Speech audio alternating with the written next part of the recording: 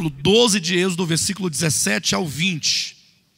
Diz assim a Escritura veterotestamentária: guardai, pois, a festa dos pães asmos, porque nesse mesmo dia tirei vossas hostes da terra do Egito. Portanto, guardareis este dia nas vossas gerações por estatuto perpétuo. Desde o dia 14 do primeiro mês à tarde, comereis pães asmos até a tarde do dia 21 do mesmo mês. Por 7 dias não se ache nenhum fermento nas vossas casas, porque qualquer que comer pão levedado será eliminado da congregação de Israel, tanto o peregrino como o natural da terra.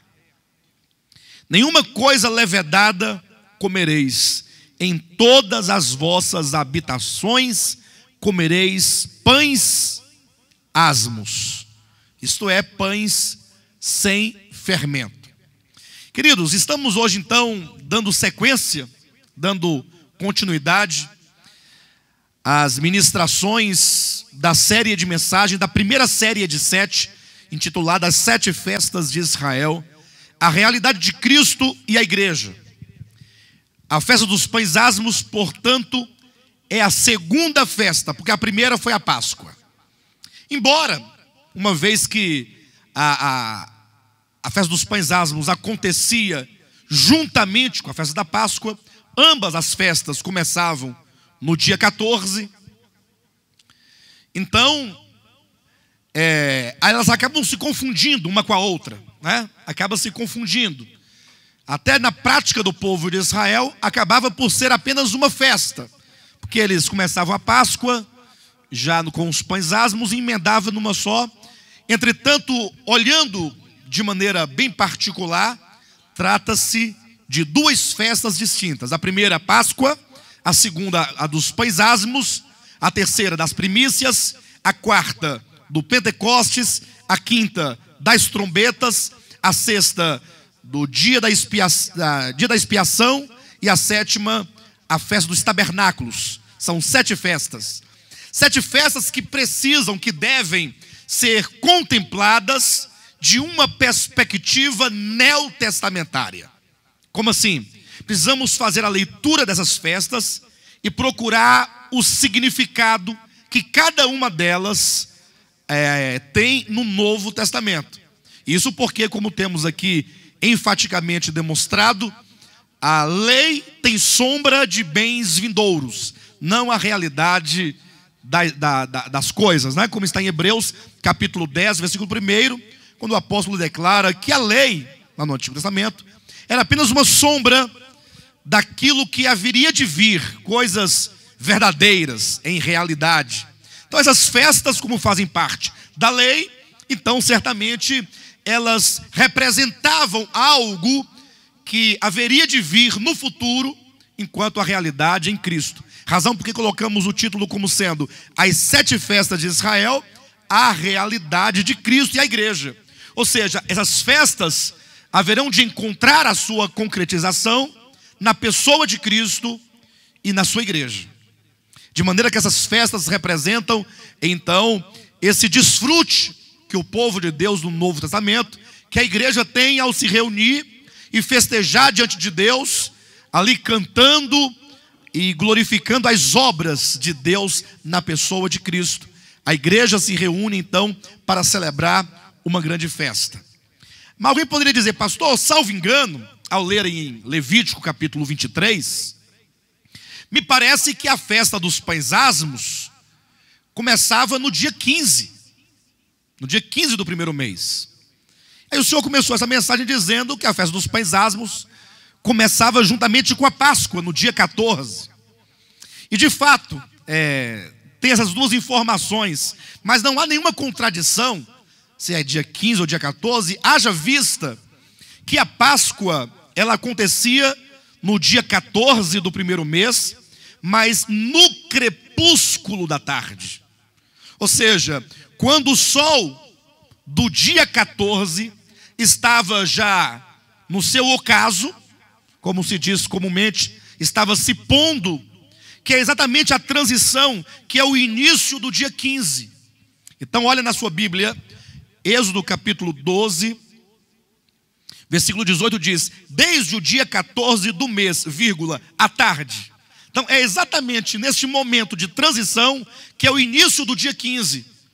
Então a Páscoa acontecia no crepúsculo da tarde do dia 14. Ou seja, estava acabando o dia 14, porque para os hebreus o dia não acaba meia-noite. O dia acaba no pôr do sol. Não somente para os hebreus, mas o princípio bíblico da criação, quando Deus restaurou a terra, ele disse: haja tarde e manhã o primeiro dia. E houve tarde e manhã o primeiro dia, houve tarde e manhã o segundo dia. Tarde, referindo-se a toda a parte escura, que nós chamamos de noite. Então toda a parte escura, a Escritura chama de tarde. E toda a parte clara, chama-se manhã. O dia não tem 24 horas, as primeiras 12 horas do dia são a parte escura, é a noite. E as 12 horas seguintes, as últimas 12 horas, que é a parte clara em que o sol está iluminando a terra, é a chamada de manhã. Então o dia começa pela tarde. Os irmãos entendem isso? O dia começa pela tarde, toda a parte escura. E aí a segunda parte do dia é a parte clara. Então quando essa parte clara começa a escurecer, então está chegando a outra noite, a outra parte escura, portanto o outro dia. Então os hebreus, seguindo este princípio, quando então no dia 14 o sol estava se pondo, então o dia 14 estava terminando, era exatamente naquele momento que eles comiam a Páscoa, que eles entravam para dentro de suas casas, fazendo por memorial a lembrança da grande libertação, da grande salvação que Deus havia operado em suas vidas ao tirarem-nos da terra do Egito.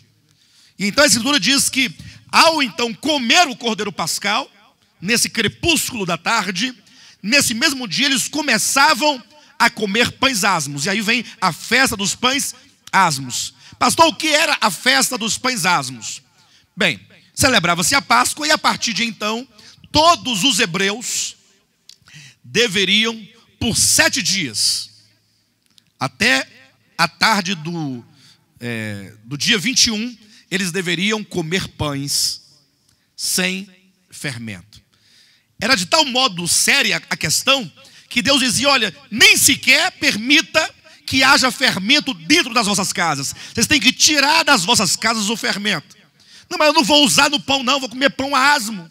Mas o fermento vai ficar guardado no armário. Não, faça um armário lá fora de casa e coloque lá fora o fermento, porque por 7 dias vocês deverão celebrar a festa dos pães asmos, todos comendo pão sem fermento. Olhando assim rapidamente, alguém fala assim: pastor, mas a Bíblia tem cada coisa, né? Tem cada pedido, sobretudo no Antigo Testamento, é tanta coisa que não tem razão de ser. Imagine só, Deus falar para você comer pães sem fermentos por uma semana. Ora, irmãos, o que isso significa?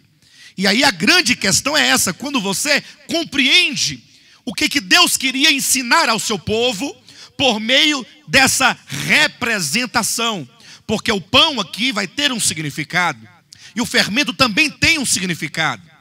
A grande questão, queridos, é que Deus, atenção, querendo ensinar o povo de Israel verdades concernentes a Jesus Cristo, seu Filho, fazia mediante uma representação, fazia mediante símbolos. Então o povo de Israel viviam, serviam a Deus, o viver deles, a adoração deles, o serviço deles, era todo feito na base de símbolos.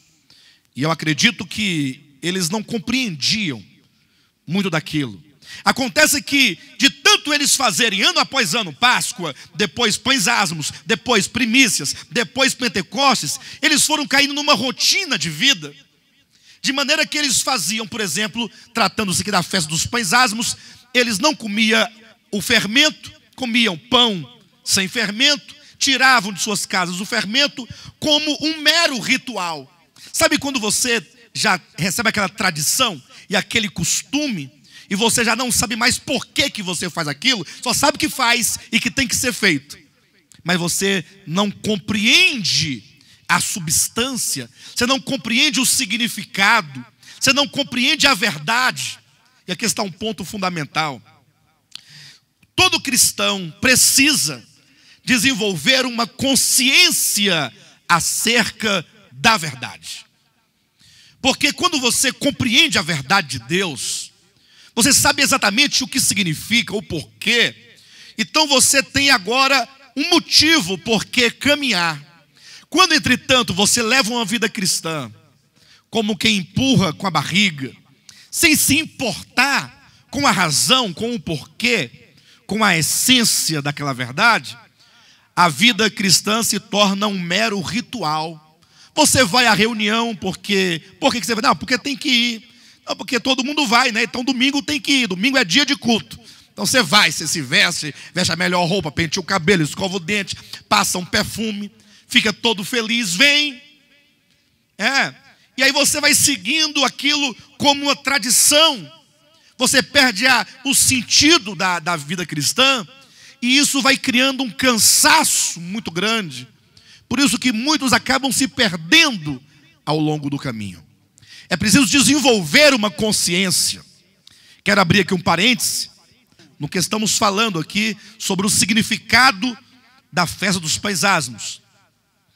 Uma pessoa essa semana, uma pessoa que não é cristã, pelo menos conforme nós entendemos, conversando comigo, falou assim: não, pastor, não é assim não. Você sabe que não é desse modo? Falando de um outro assunto qualquer. E você sabe, ele disse, você sabe porque você, enquanto um agitador de massas, você sabe que existem várias maneiras de se fazer a mesma coisa. Aí eu fiquei assim, impressionado. Ele me chamou de agitador de massas. Aí eu parei para não dar uma resposta imprópria. Respirei,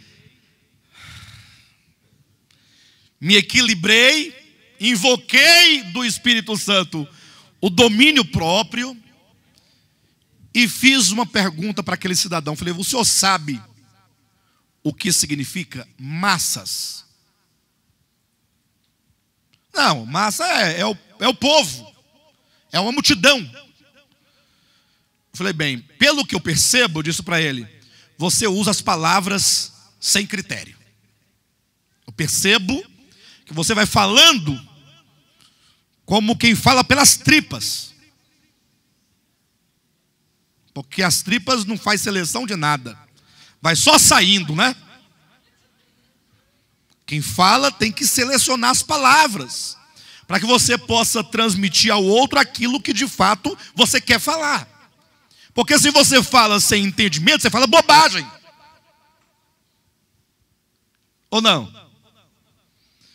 Aí eu disse para ele: você, não, massa não quer dizer isso. Você, não, e então o que quer dizer? Eu falei: eu vou te falar algumas coisas que você não sabe. Primeiro, no mundo antigo, no mundo grego, toda a população grega era dividida em dois grupos: a plebe, o povo, e aqueles que estavam separados do povo numa categoria de inteligência, numa categoria de discernimento, numa categoria de comando. Eram esses os reis, os sacerdotes e os filósofos. Essas três categorias compreendiam aqueles que dominavam sobre o povo, que controlavam o povo. Isso porque o povo não tinha condição de pensar. Era um povo tipo asno. Tipo asno. O povo não pensava. Então o sacerdote chegava lá e aí falava: Deus está irado. Já viu esse trovão aí? É Deus irado. Aí agora o povo ficava com medo. Não, agora vão trazer as ofertas para aplacar a ira divina. Aí o povo trazia, é massa. Os reis dominavam sobre o povo. E os filósofos enganavam também o povo, muitas das vezes. E o povo, por não ter condições de falar, então eram tidos por massa. Aí vem a expressão massa de manobra, massa de manipulação. Então, eu disse, se você tiver dentro de um auditório 10.000 doutores, é uma multidão, mas não é uma massa. Porque eles pensam. Então, quando você usar a palavra massa, lembre-se que você está se referindo a um grupo de pessoas que não pensa, porque tem quem pense por eles. Esse é o primeiro ponto. Segundo ponto, quando você diz que eu sou agitador de massas, você deve estar me confundindo com os pastores evangélicos. Porque os pastores evangélicos, de fato, são agitadores de massa. E eu não sou pastor evangélico. Na verdade, eu só uso este nome, pastor, que seja bispo, porque eu não tenho alternativa. Porque se tivesse, não usaria para que ninguém me confundisse com tais pessoas. Porque o ministério apostólico, de volta à palavra, é um ministério em que as pessoas são levadas a pensar. E são ensinadas a pensar. Aqui, nós não queremos que os irmãos fiquem dizendo sim e amém e seguindo cegamente. Não, olhe a Escritura. Tenham o discernimento. Aprenda o sentido da Escritura. Ganhe a consciência da verdade e a consciência da realidade, para que você possa conduzir a sua vida única e exclusivamente sob a direção do nosso cabeça, que é Cristo. A esse devemos nos submeter completamente. Os líderes não servem para controlar os homens, servem para ajudá-los no caminho. Então, somente para isso.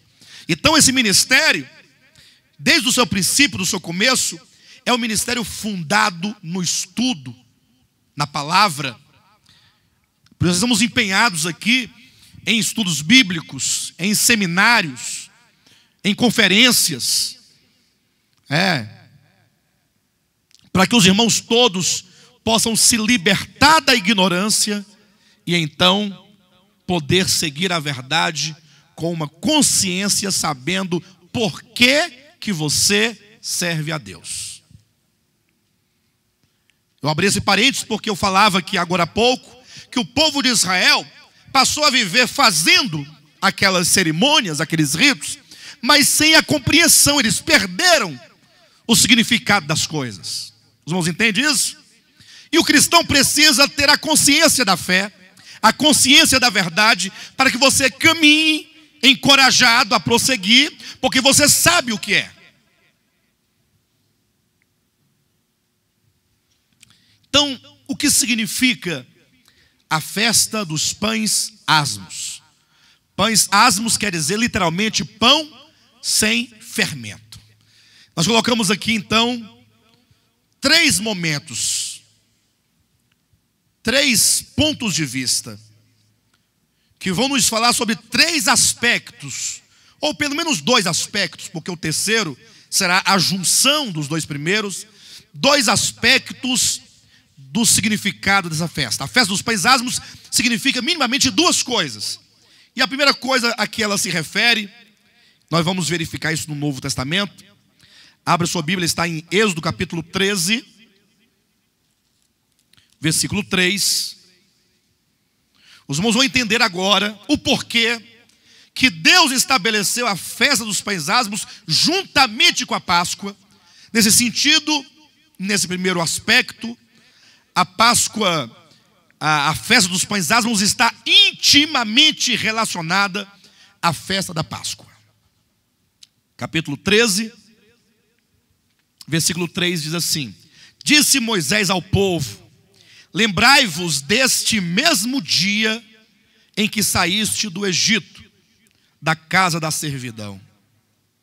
Pois com mão forte o Senhor vos tirou de lá. Portanto, não comereis pão levedado. Nós temos aqui 3 informações muito importantes neste versículo. E você tem que primeiramente distinguir cada proposição neste texto. e fazer a relação de uma proposição com a outra. Ou seja, o que uma proposição tem a ver com a seguinte, e assim sucessivamente.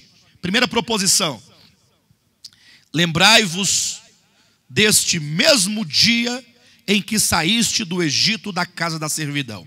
Então, ao falar da festa dos pães asmos, a primeira coisa é: lembrai-vos deste dia em que Deus vos tirou do Egito, da casa da servidão. E eu pergunto para você: você traz na sua memória nitidamente, como memorial, constantemente, o dia em que Deus te libertou do mundo, do pecado, de Satanás? Você tem desenvolvido e você tem alimentado a memória da sua salvação? Ou será que você perdeu o referencial e você agora simplesmente se julga um bom cristão, se julga um bom servo de Deus, se julga, quem sabe, até um dos melhores servos de Deus, e você perdeu a noção de que você outrora fora perdido?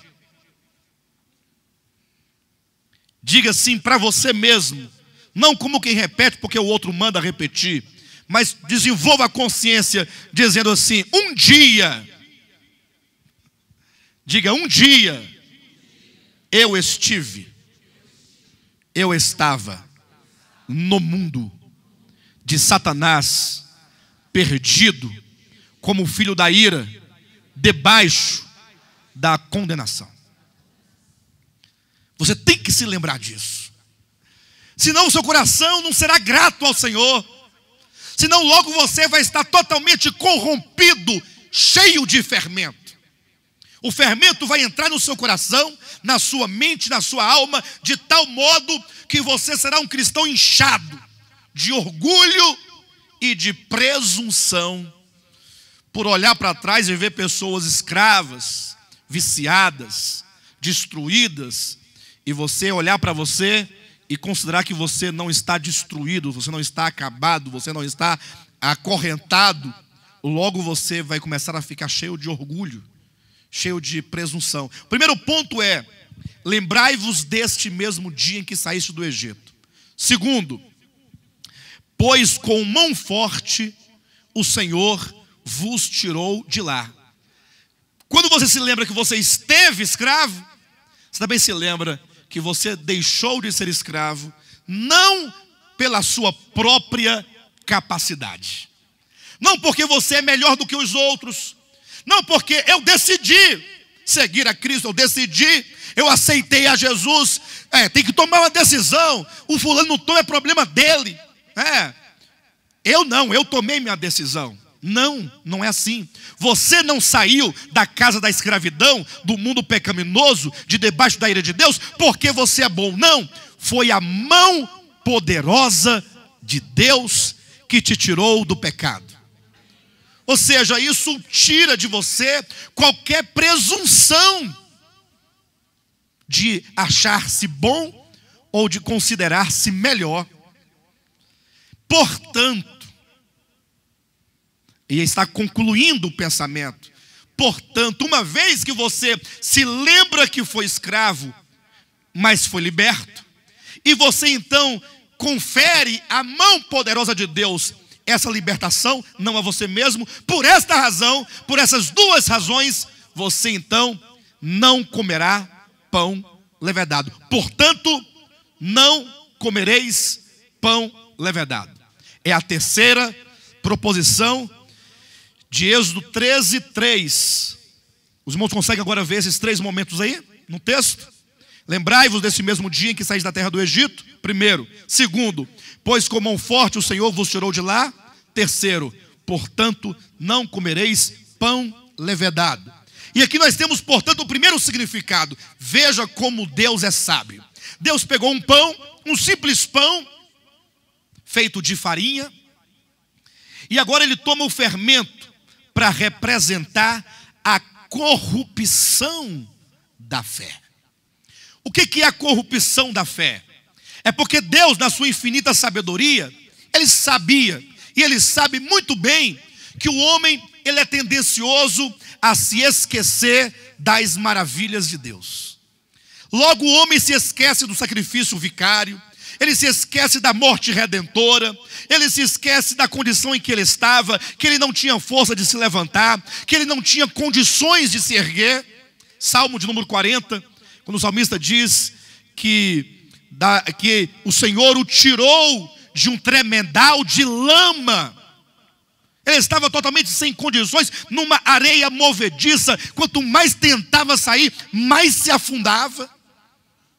Deus sabe disso. E por isso ele falou assim: bem, eu vou estabelecer uma festa para ensinar o meu povo a nunca se orgulhar da sua atual condição. Uma maneira pedagógica a fim de ensinar e manter o coração do meu povo constantemente humilde e humilhado diante de Deus, em completo reconhecimento, sabendo que se aqui estamos é porque Deus com mão poderosa nos salvou. Com mão poderosa. Tanto é verdade isso. Abra sua Bíblia em Mateus capítulo 16, que quando Jesus Cristo estiver aqui falando com seus discípulos, ele vai usar o exemplo do fermento nos pães.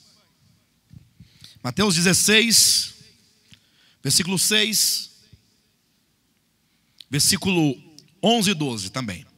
O 6 diz assim: e Jesus lhes disse: vede, e acautelai-vos do fermento dos fariseus e dos saduceus.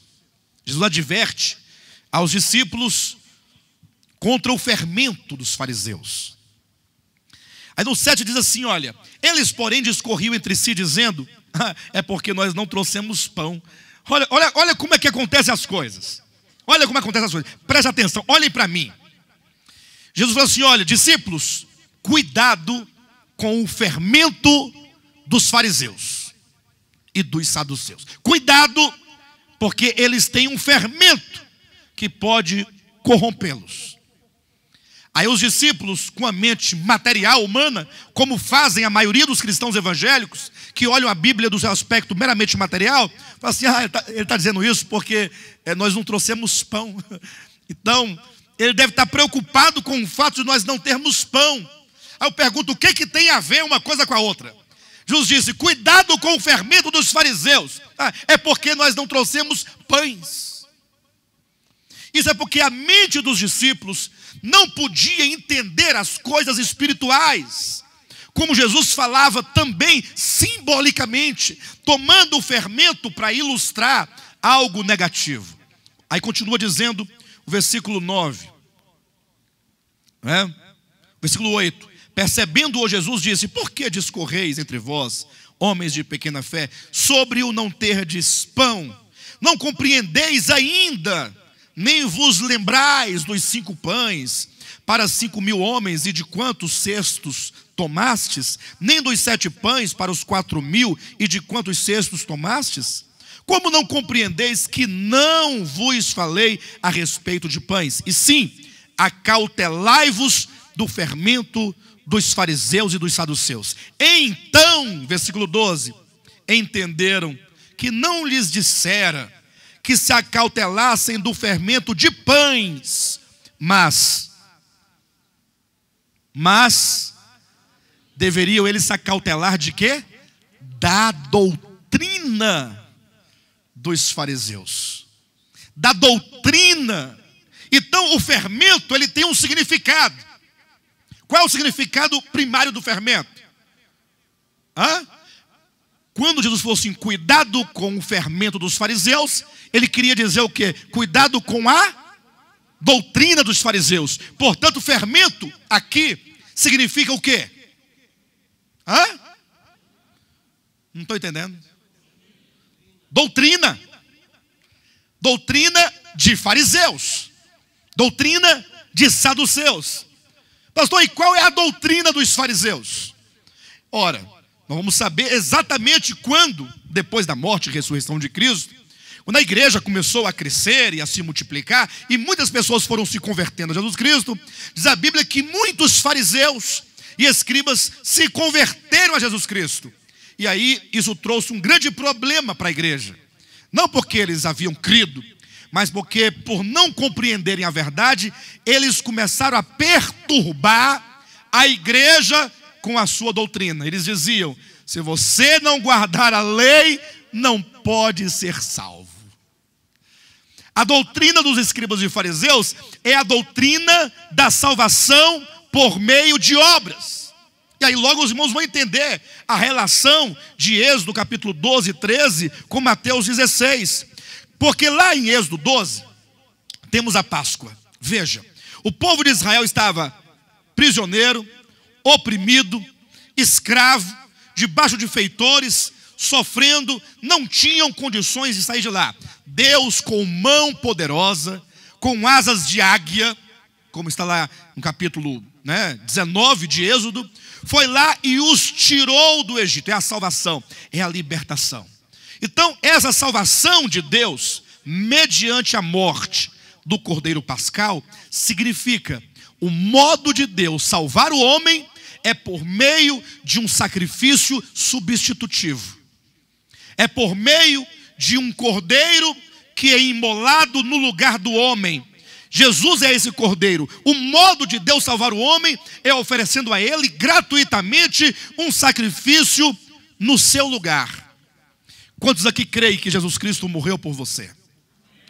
E que esse sacrifício de Cristo na cruz do Calvário, ele te salva plenamente do pecado, do mundo, do poder de Satanás, do império das trevas. Vocês creem nisso? E é aí que Deus fala agora: cuidado com a doutrina de salvação por obras.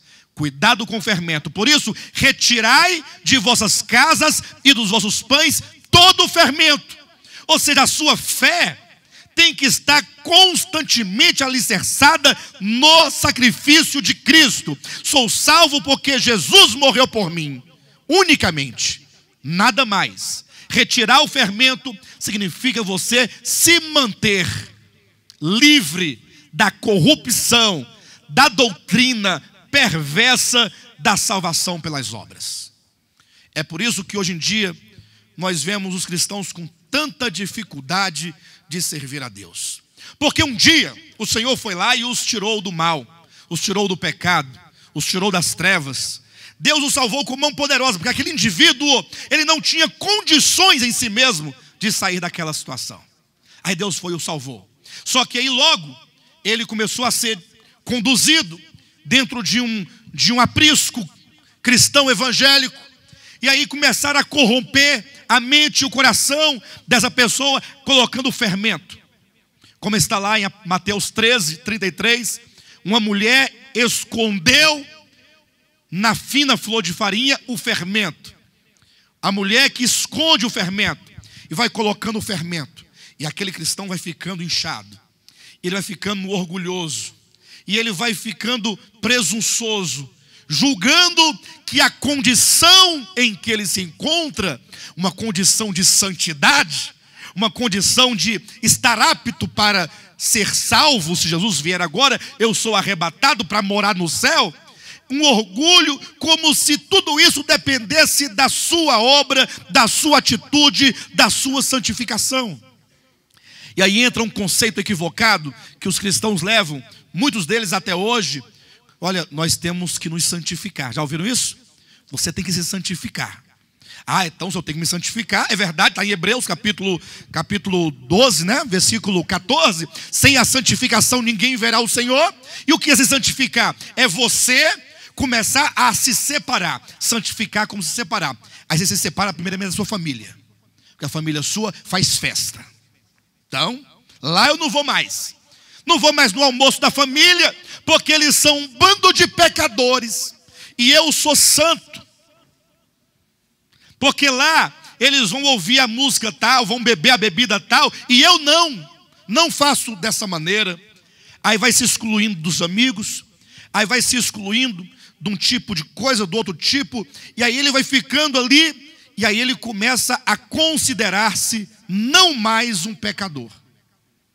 Todos são pecadores, menos ele. E aí vem aquele inchaço do fermento, do orgulho, da presunção.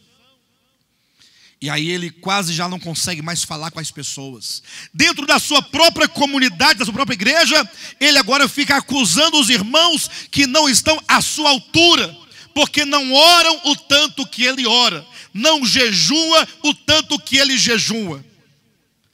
E olhando as irmãs que não correspondem ao padrão de santidade. Tem pessoas que estão estigmatizadas no meio do povo de Deus. A irmã que é vista como sendo a pecadora da igreja, porque os outros estão todos cheios de fermento. Quando um dia, pela misericórdia de Deus, pela graça de Deus, pela infinita bondade de Deus, o Espírito Santo alcança aquela criatura, e aí é um trabalho imenso para que ele venha se convencer que a morte de Cristo no seu lugar é plenamente suficiente, e que nada ele pode fazer para merecer nada. Haja visto que o salário do pecado é a morte, e se alguém disser que não tem pecado é mentiroso, porque aquele que guarda toda a lei e tropeça num só ponto é culpado de todos. Aí depois de muito trabalho, a pessoa consegue entender. Tá bom, entendi. Eu não posso confiar em mim mesmo. Tenho que me lembrar do tempo em que eu era escravo. Tenho que me lembrar que o Senhor me tirou de lá com mão poderosa. E portanto eu tenho que confiar unicamente no sacrifício de Cristo e mais nada. Aí a pessoa começa agora a caminhar. Aí ela vai achando aquilo sem graça. Sem graça. Pensa numa coisa sem graça, é servir a Deus na fé no Filho de Deus. Por quê? Porque isso não me promove. Isso me humilha a cada dia. Me humilha a cada dia, porque eu já não sou bom. Bom sou a um, porque eu pensava que eu era bom. E a pessoa até consegue ficar 1 ano, 2 anos, mas vai chegando um momento que ela vai criando uma agonia, porque ainda ficou um restinho lá no fundo da massa de fermento. De vez em quando começa a inchar e não pode. Aí ele vai vendo assim que bom mesmo era servir a Deus quando nós éramos aplaudidos, quando os homens nos louvavam dizendo: poxa, como você é bom, como você é homem de Deus, como você é homem de oração, como você é um crente autêntico. Todo mundo cita o seu nome quando quer fazer uma referência do que é ser um servo adequado. Bom mesmo era esse tempo. Aí a pessoa tenta voltar para lá, mas aí ela fica incomodada porque ela sabe da verdade. Aí ela não pode ficar aqui, mas aqui também não dá para ficar, porque aqui também não promove. Voltar para lá não dá, para a fé sozinha também não dá. Aí a pessoa fica paraplégica, prostrada numa cama espiritual, movendo só os olhos. Está destruída. Não consegue mais servir a Deus. Não consegue. Porque não tem mais razão de ser. Porque não conseguiu ver que Jesus Cristo é tudo. Que tudo foi feito por meio dele. Não consegue ver que tudo foi feito nele. E não consegue entender que tudo é para ele. Que no final, por meio de Jesus Cristo, todo o universo vai glorificar o Pai, exaltá-lo. Nós somos meramente uma peça dentro de um processo que não acaba em nós. Nada existe por tua causa. Nada existe. Você é que existe por causa dele. E aí a vida cristã tem que ser um andar constante de joelhos. A questão é que até o orar de joelho outrora era orgulho, o oro de joelhos. Só que Deus não quer que você ande de joelho dobrado. Deus quer que a sua alma esteja curvada diante dele. Uma massa sem fermento, sem inchaço. O fermento, enquanto aquilo que te incha e te faz se orgulhar, daquilo que você não é. Porque se você considerar o evangelho, e aí você tem que ver os dois lados, ver quem você é e era, e quem Cristo é e sempre foi, isso não tem como gerar orgulho em você. Se você olhar bem para o evangelho, você vai glorificar a Cristo 24 horas. Esse é o primeiro aspecto do fermento. O fermento, ou a festa dos pães asmos, em relação à salvação, fala da fé pura no sacrifício de Cristo.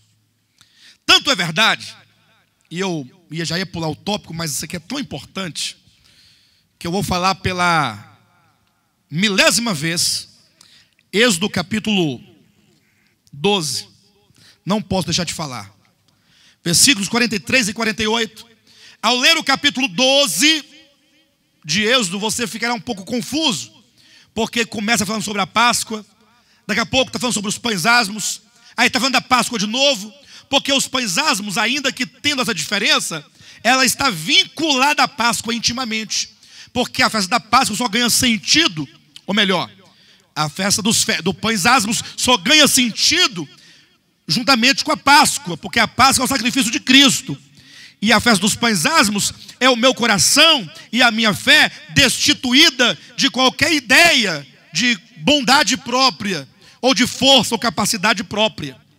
Capítulo 12, 43 e 48, diz assim: disse mais o Senhor a Moisés e a Arão: esta é a ordenança da Páscoa. Dois pontos. Atenção.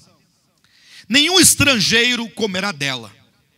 Porém, todo escravo comprado por dinheiro, depois de o terem circuncidado, comerá dela. O estrangeiro e o assalariado não comerão dela. Entenda, assalariado, irmão, não é quem ganha salário mínimo, não. O assalariado aqui eram os mercenários, que naquele tempo as nações contratavam pessoas estrangeiras para fazer a segurança. A nação não tinha exército para se defender, aí assalariava estrangeiros, exércitos estrangeiros. A palavra assalariado aqui no hebraico quer dizer mercenário, aquele que era contratado para uma atividade a favor de uma nação. 43, né? 44, 45, 46. O cordeiro há de ser comido numa só casa. Da sua carne não levareis fora da casa, nem lhe quebrareis osso algum. Toda a congregação de Israel fará. Porém, atenção, se algum estrangeiro se hospedar contigo e quiser celebrar a Páscoa do Senhor, seja-lhe circuncidado todo macho, e então se chegará e a observará, e será como natural da terra, mas nenhum incircunciso comerá dela. Observa que o participar dessa cerimônia da Páscoa, que está vinculado inclusive à festa dos pães asmos, ou melhor, a festa da Páscoa impunha duas situações. A Páscoa exige que se comece a celebrar os pães asmos para tirar toda a corrupção, toda a fermentação do orgulho, como também é dito, dela só participará os filhos de Israel. E se houver um estrangeiro, pode, desde que seja circuncidado. Aí vem a ideia da circuncisão. A ideia dos pães asmos é a mesma ideia do pão da circuncisão. Olha que a circuncisão é colocada em igualdade, em paridade aos pães asmos. Em que sentido? O que é a circuncisão? Circuncisão, hoje em dia, se entende, se você for a um dicionário, colocar circuncisão, uma cirurgia que se faz no pênis, no órgão masculino, tirando o excesso de pele. Muitas pessoas que têm algum tipo de problema, tem até um nome que se dá, não tem? Fimose, Aí tem que se fazer a circuncisão, que no termo bíblico é a circuncisão. Perfeito? Mas no tempo de Israel, não era feito em razão de uma fimose. Não. Deus havia feito um pacto com Abraão. Abraão foi o primeiro a ser circuncidado. E Deus disse a Abraão: todos os machos nas tuas gerações deverão ser circuncidados. Por que Deus estabeleceu a circuncisão como estatuto perpétuo nas gerações de Abraão? Aí você vai ler os manuais de teologia, né, dos doutores, dos eruditos, né? Eles dizem: não, é porque Deus, na sua sabedoria, vendo que o povo de Israel seria nômade no deserto, um povo sem muito recurso, um povo sem uma medicina avançada, sem conhecimentos e tal, então Deus pedia para circuncidar por uma questão de higiene, porque eles não iam tomar banho direito, no deserto não tem água para tomar banho direito. Então Deus, preocupado com a higiene, mandava circuncidar. É lamentável isso, né? Lamentável porque, embora seja uma sutileza muito boa, mas a Escritura, ela diz que o motivo, a razão porque Deus estabeleceu a circuncisão era meramente de ordem espiritual. Isso porque Abraão, vocês sabem da história de Abraão, eu costumo contá-la aqui com muita frequência, né? Deus prometeu um filho a Abraão que Deus daria. Deus disse que daria, Deus daria. É uma questão da promessa de Deus e da fidelidade de Deus. Entretanto, Abraão foi passando um tempo. Sara, sua mulher, não podia ter filhos. E aí vai daqui, vai dali, passa um ano, passa dois, nada desse menino nascer, Sara não fica grávida. E aquilo vai incomodando. Porque Deus prometeu dar um filho, mas Sara não pode ter filho. Será que Deus não sabe que Sara não pode ter filho? É porque Deus tem tanta coisa para fazer que ele se esqueceu por um momento. E acabou fazendo uma promessa difícil de cumprir, porque Sara é estéril. Ela não podia ter filhos. Aí foi incomodando. E Sara um dia falou: Abraão, não sei não, viu? Mas eu estou achando que esse filho não vai nascer não, porque eu sou estéril. E eu estava pensando, inclusive, Deus está demorando muito a resolver esse problema. Vai, que você fica velho e aí já era, meu irmão. Aí nem você nem eu. Porque é sabido desde o mundo antigo que por algumas razões de natureza caída do homem, degradação, o homem num dado momento da sua experiência, ele não consegue manter uma relação sexual, porque o negócio dele para de funcionar. Funcionar nas vias urinárias continua, até piora um pouquinho, faz demais. Mas é funcionar no sentido de ter condições de ter uma relação sexual para gerar um filho. Quando Sara disse para Abraão isso ofendeu ele no íntimo, ofendeu no profundo. Você quer ofender um homem? Fala essas coisas para ele. Acabou com a vida dele. Nunca mais ele é o mesmo. Nunca mais, né? Tá igual o caso lá, né? Não, deixa para lá. Ei. Então Abraão ficou assim meio, desesperado. Sara falou assim: Abraão, que tal? Deus não prometeu um filho para você? Prometeu. Que tal nós darmos uma força para Deus? Que tal? Uma força. Mas como assim?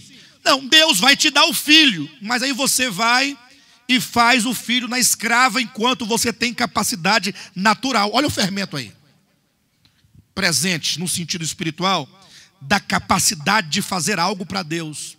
Mas Deus prometeu, eu sei, mas a promessa de Deus, e aí surge o arminianismo em semente, mas é que a promessa de Deus se cumpre da parte dele, da sua você tem que fazer. Abraão recebeu esse estudo bíblico de uma arminiana, aceitou, se convenceu e fez o filho.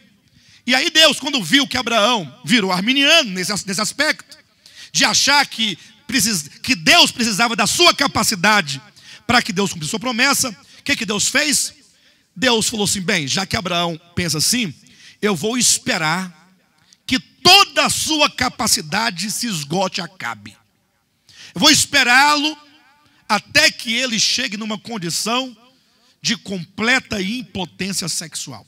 Dito e feito, com 99 anos, estava Abraão velhinho, acabado, totalmente destruído. Naquele tempo não tinha Viagra, né? Naquele tempo não tinha... Bem, devia ter umas cascas, né, pastor Renato? Como é que é essas cascas aí? Como é que é esse negócio, né?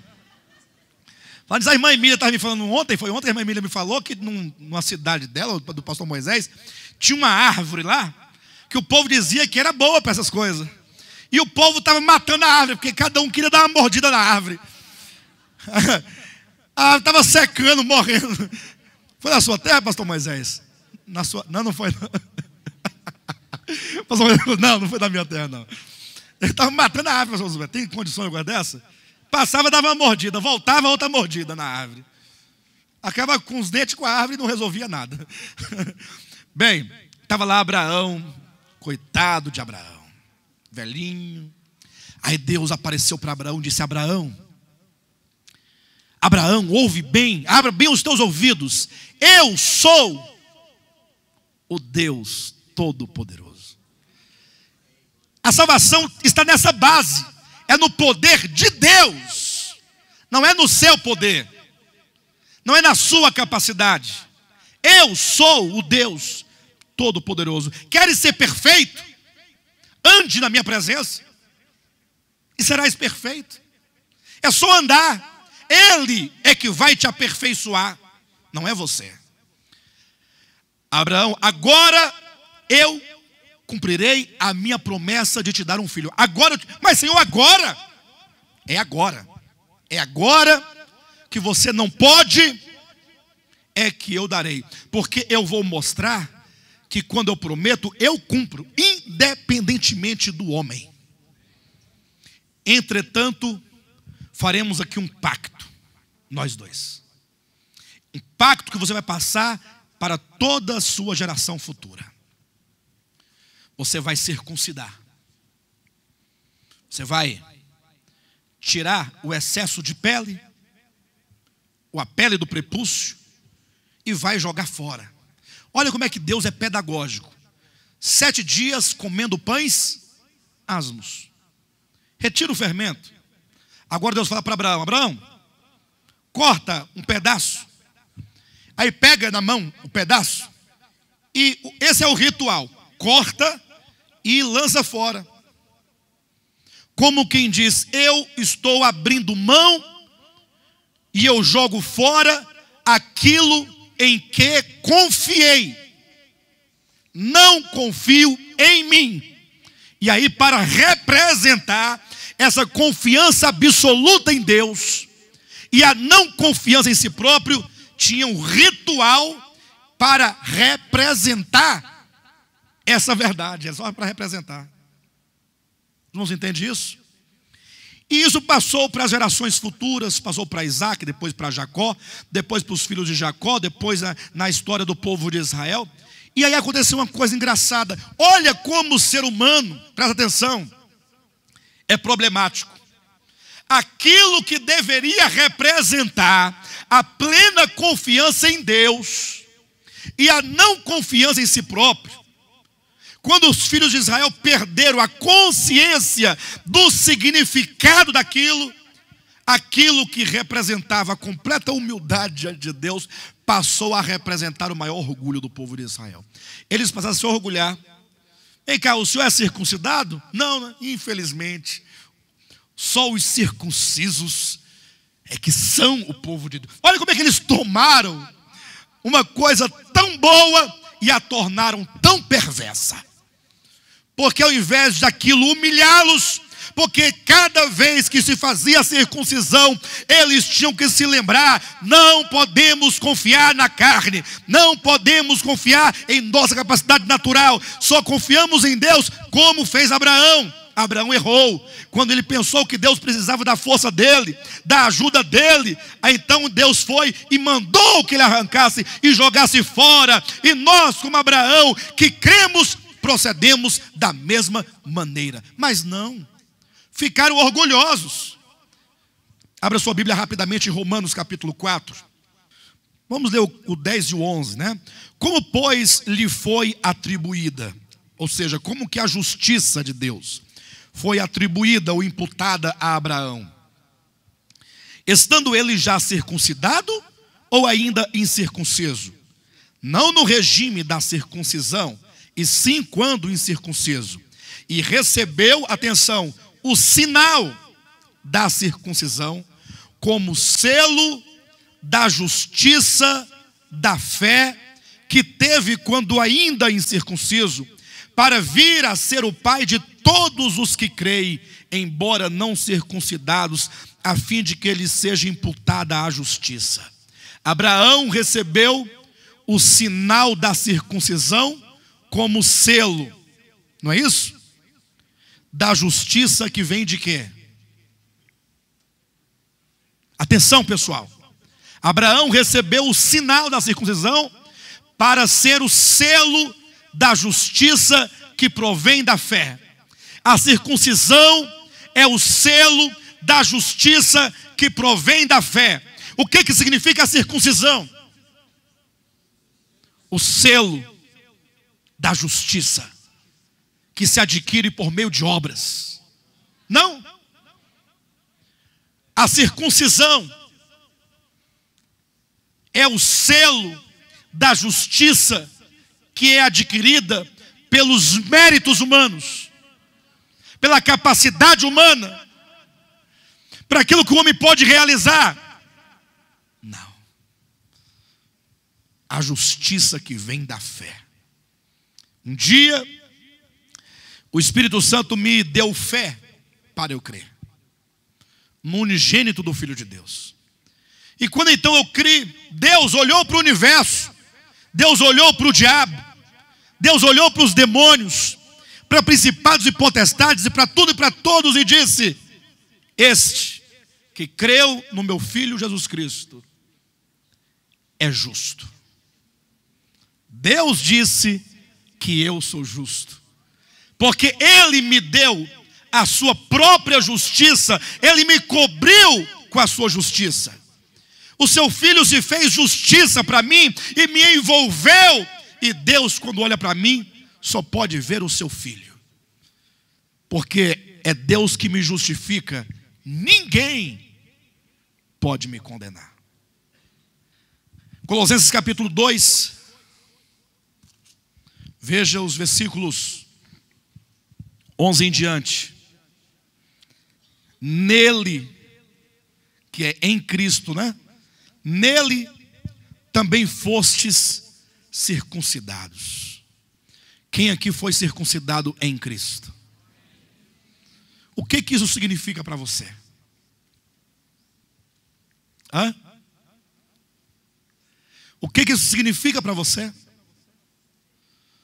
Se você foi circuncidado em Cristo, quer dizer que essa fé em Cristo te exige que você abra mão e lance fora toda força carnal e toda capacidade para depender única e exclusivamente do sacrifício de Cristo. Nele fossem circuncidados, não por intermédio de mãos, mas no despojamento do corpo da carne, que é a circuncisão de Cristo. A vida cristã só pode ser vivida autenticamente se você se despojar do ser natural. Não se serve a Deus mediante a sua carne, não se serve a Deus mediante o seu corpo. Deus não é servido por mãos humanas. Deus é Espírito. Deus é Espírito. Tem um tanto de gente aí servindo a Deus, dando coisas para Ele. Um leva um bolo, outro leva um bode, o outro leva os cabelos sem cortar, o outro leva as pernas sem depilar, o outro leva o sovaco sem depilar, o outro leva a boca sem beber nadinha, leva o corpo sem se mexer, sem balançar. Ainda que em tudo isso possa haver uma outra coisa boa e agradável e que se justifique por uma boa conduta, um bom exemplo, mas nenhum dos bons exemplos vale para justificar alguém diante de Deus. Repita comigo: Deus é Espírito.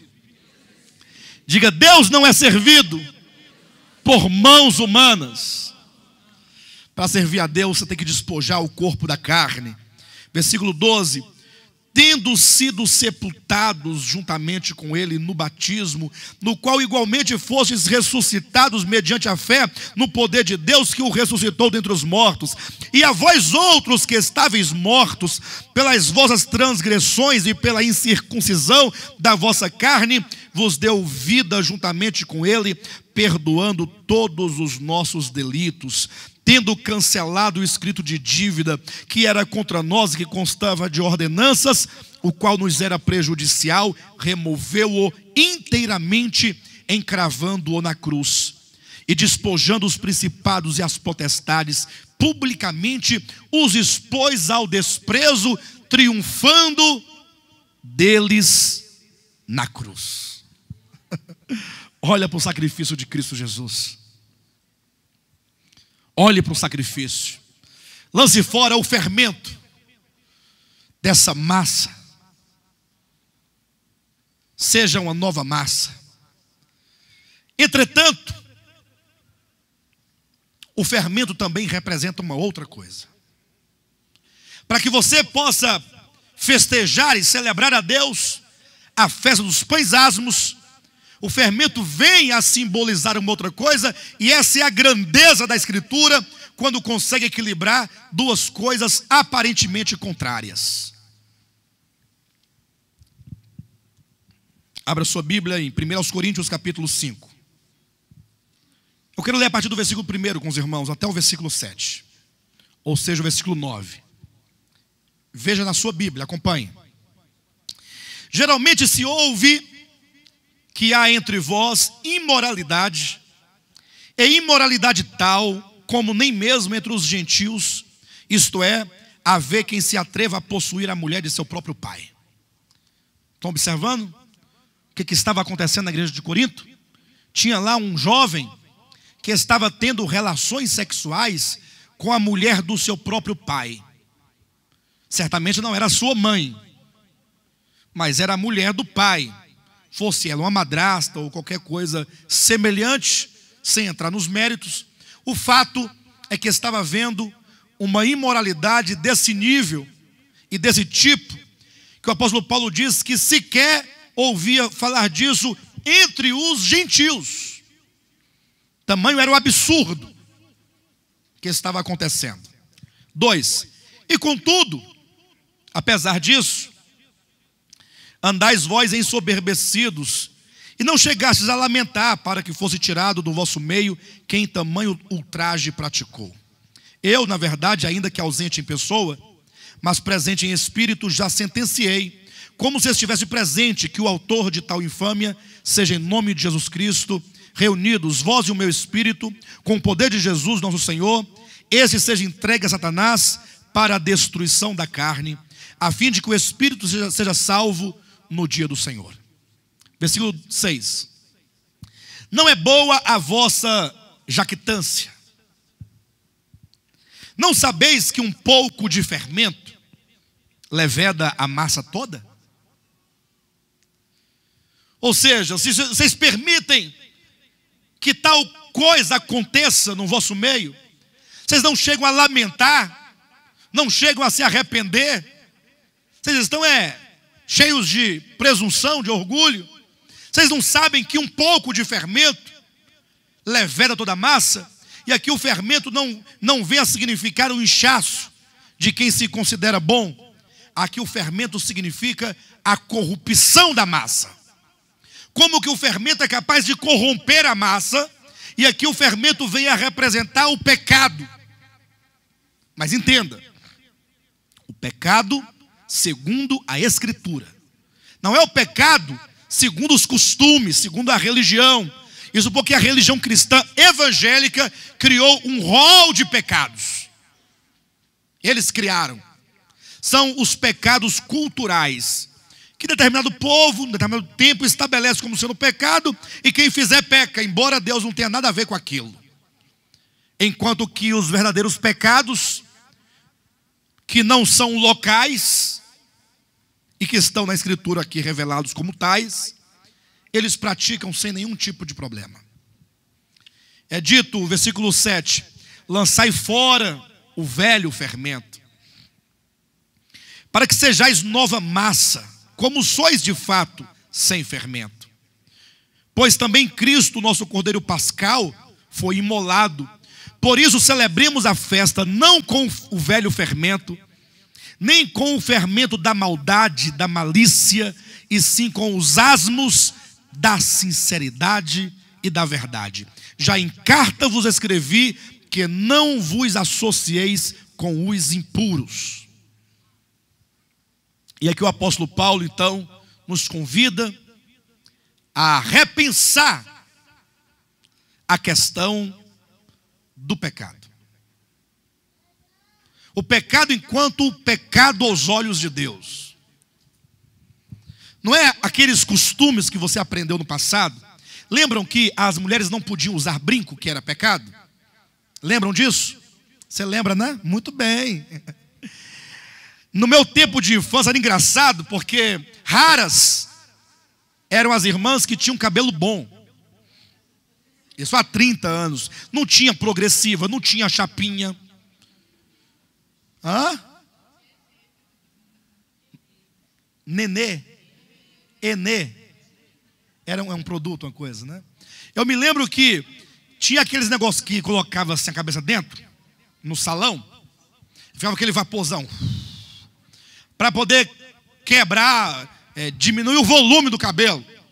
Era um sofrimento danado, muito grande. Então as irmãs, tinha umas irmãs que tinham um cabelão bonito, pesado, grosso, forte, coisa mais linda. Ela ficava toda, era um pavão no meio do povo, né? Aí as irmãs que não tinham o mesmo, não tiveram a mesma graça, a mesma sorte, né? Aí não tinha o que tinha hoje em dia. Aí as irmãs falaram, não, vou colocar uns bobs no cabelo para ver se ele, né? Aqueles bobão grandão. Aí logo, opa, é pecado, não pode. Tirou a graça das irmãs. Mas por quê? Não, porque alguém teve uma visão e viu o diabo dormindo dentro do bobs. É a manilha do diabo. Aí pronto, aí é pecado, acabou, tiraram. Aí não, então já que não pode usar o bobs, vamos fazer uma touca. Enrola para cá, depois enrola para o outro lado, para equilibrar, né? Ficava aquela coisa, mas algodão doce, aquele que faz de máquina, né? Que você vai enrolando assim. Aí estava melhorando o cabelo das irmãs, de repente alguém teve uma visão. Opa. Esse cabelo, essa touca parece um ninho de Satanás. Aí, pecado, tiraram. Aí tá bom, então vamos pegar uma diadema, né? Colocar para poder assentar o cabelo, para não levantar. Aí está lá o pastor em casa, jejuando, orando para descobrir por que não estava acontecendo mais milagre. Revela, Senhor, qual é o pecado da igreja, revela. Aí estava para lá de Bagdá, já jejuando há muitos dias, aquela fome. Começa a ver estrelinha. Ele acha que é visão, mas estrelinha é visão. Mas não, é fraqueza. Aí ele olhou, né, para a penteadeira, na época tinha penteadeira. Aí ele viu uma diadema. Aí veio a revelação. Diadema, diabo. Ó, eu sabia que tinha um problema aqui. E não somente tem a raiz da palavra diabo em diadema, mas ainda tem o de demônio também. Diademônio. Aí ele resolveu, a diadema é tanto do diabo quanto do demônio. Mas ele queria uma confirmação de Deus. Eu quero uma confirmação. Aí ele pegou a diadema diante do espelho, aí foi colocando na cabeça dele, ó. Chegou bem pertinho, ele virou o contrário. Deu os 2 chifres do diabo. Está confirmado. É pecado. Aí proibiram as irmãs de usar diadema. Entenderam como é que é? Isso é para os irmãos verem como é que o povo vão inventando os pecados. Vão inventando. E assim é uma série de coisas que não se podia fazer em nome do pecado. Enquanto isso, o coração velho estava cheio de maldade, de inveja, de hipocrisia, de inimizade, de porfia, de contenda. Se os irmãos quiserem saber o que desagrada a Deus, está lá em Gálatas capítulo 5, a partir do versículo 18. O versículo 19, estão lá: as obras da carne são conhecidas. Você não tem que inventar, elas são conhecidas. E são, 2 pontos. Aí vem toda uma lista de coisas. E aí, essa semana passada, uma irmã nossa, a gente conversando sobre a igreja, sobre o que Deus tem feito no nosso meio. A irmã falou assim: pastor, não fica triste comigo não, mas eu quero fazer uma pergunta. O senhor me permite? Eu falei: lógico, pode fazer. Pastor, no nosso meio tem embriaguez? Eu falei: é o que mais tem. Olha, é o que mais tem. Aí, pastor, mas como assim? Eu que pergunto como assim? Porque nunca ninguém perguntou assim: pastor, no nosso meio tem inveja? Nunca ninguém se assustou: pastor, no nosso meio tem inimizade, porfia, feitiçaria. Todas essas coisas são da carne. Prostituição, lascívia, impureza, inveja, dissensão, contenda, língua grande. Tudo é obra da carne pecaminosa. Quando o indivíduo ou a indivídua está na carne, ele vai manifestar muitas dessas coisas, inclusive a embriaguez. Quando se excede em beber algo a mais. No momento que a Bíblia diz que a embriaguez é obra da carne, já significa por si só que o beber não é pecado. Porque se fosse, não diria que a embriaguez, que é o excesso, ó. Quando você se excede naquilo que você bebe, quando você se excede, quando você come demais, aí vem a gula. Engraçado que os crentes vão para a churrascaria, come igual um padre, e ninguém diz nada. Mas se beber igual um pé inchado, é tudo uma coisa só, é tudo condenável por Deus. É tudo pecaminoso, é tudo a expressão da mesma carne, do mesmo pecado que ofende a Deus. Não estão entendendo perfeitamente? Então, o Senhor nos orienta que devemos ser nós uma massa sem fermento. Tirar do nosso meio, tirar do nosso coração, qualquer coisa que esteja aí contaminando a pureza daquilo que Deus te fez ser. Porque você foi santificado em Cristo Jesus. Então talvez aí tenha muito fermento contaminando essa massa. O texto diz o seguinte no capítulo 6 aqui, ou melhor, capítulo 5, versículo 7, fala: lançai fora o velho fermento, para que sejais nova massa. Eu pergunto, essa massa que ele diz aqui, que somos nós, tem fermento? Essa aqui, lançai fora o velho fermento, para que sejais nova massa. Essa massa aqui tem fermento? Hã? Tem ou não tem? Não tem? Vamos ler o texto. Apenas o texto. Lançai fora o velho fermento, para que sejais nova massa. Essa massa aqui era nova? Ela tinha fermento? Por que tinha? Porque se é para tirar dela o fermento, tem. Como é que você vai lançar fora o fermento se não tem fermento? Então lançai fora o velho fermento, para que sejais nova massa. E aí vem a resposta do irmão Istvan, que vem em seguida: como sois de fato sem fermento? E aí cria-se o paradoxo. Nós somos de fato sem fermento, mas devemos tirar de nós o fermento para ser nova massa. Aí eu pergunto, afinal, nós somos nova massa ou não somos? Temos fermento ou não temos? Como é que o mesmo versículo diz uma coisa e outra? Não é uma coisa ou outra, é uma coisa e outra, as duas coexistem. Aí a resposta é mais do que simples. Nós somos de fato nova massa em Cristo. Por tudo que Ele fez por nós, nós somos nova massa. Nele estamos santificados, nele estamos justificados, nele estamos limpos, nele estamos perdoados, nele estamos inclusive glorificados. Agora, na prática, há fermento na massa.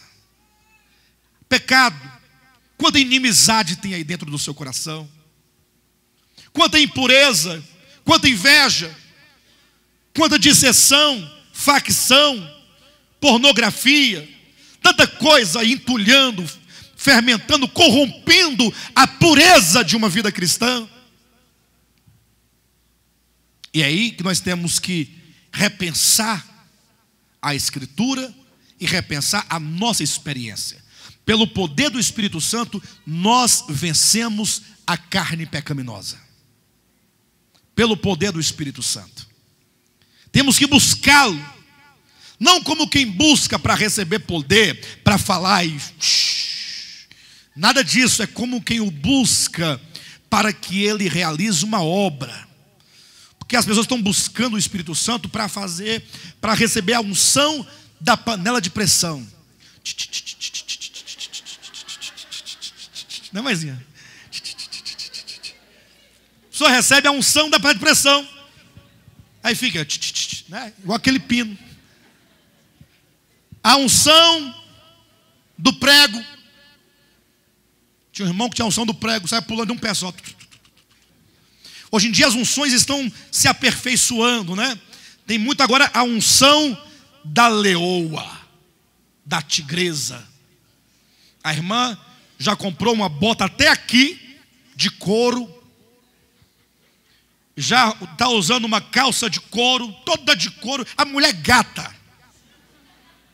Então ela chega na igreja de mulher gata, ninguém está entendendo nada, porque a unção já foi planejada. Aí no meio do louvor, sai de quatro engateando. É a unção do leão, da leoa, da carne. O povo quer unção para isso. Para isso. Agora, quantos querem o Espírito Santo para controlar o ser, conter o mal, transformar a alma? Alguém pergunta, pastor, mas e qual é a relação da festa dos tabernáculos com as demais festas, né? Com as demais festas? Porque eu quero olhar, pastor, as festas numa ordem, e eu quero vislumbrar todo esse calendário profético, como acontece.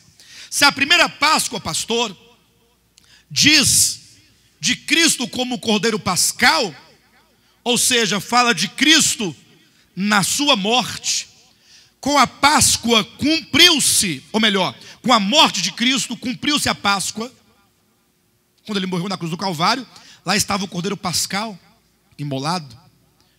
Quando você se lembrar da Páscoa, lembre-se do Cristo imolado. Cristo, nosso Cordeiro Pascal, foi imolado.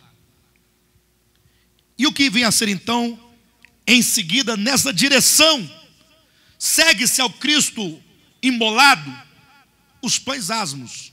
Esses pães totalmente desprovidos de fermento, fala também de Cristo. Fala da humanidade de Cristo e do seu sacrifício, que são completamente perfeitos. O sacrifício de Cristo na cruz do Calvário só pode ser um sacrifício perfeito, aceito pelo Pai, porque o homem Jesus que foi imolado tinha uma humanidade completamente perfeita e sem pecado. Os pães asmos falam-nos dessa humanidade de Cristo totalmente pura e consequentemente do sacrifício puro. É por isso que nós devemos almejar uma fé pura no seu sacrifício puro e uma vida humana pura como foi a sua humanidade pura. Essa é a relação. Tanto é que a próxima festa que falaremos na semana que vem é a festa das primícias, falará da ressurreição de Cristo. A Páscoa, a morte. As primícias, a ressurreição.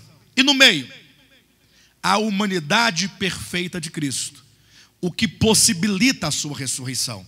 Veremos que Deus o Pai só ressuscita Cristo por causa da sua humanidade perfeita e do seu sacrifício perfeito. Porque não fosse a humanidade perfeita do Filho, ele seria como qualquer outro homem, e uma vez morrendo como todos morrem, ele não seria ressuscitado jamais. Ele permaneceria na morte. A ressurreição de Cristo só foi possível porque ele é como está lá em Pedro, né? Capítulo 1, versículo 19, 1 Pedro 1,19, quando diz que nós fomos comprados pelo precioso sangue de Cristo, como um cordeiro sem mácula e sem defeito. Amém, queridos?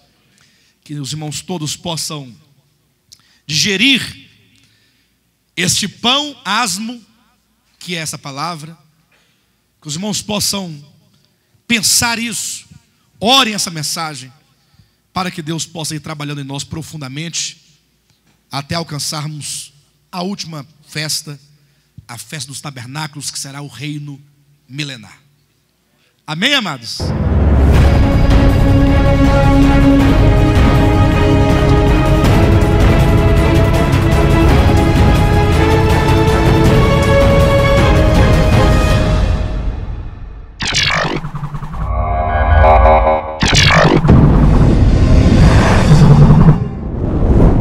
Ooh.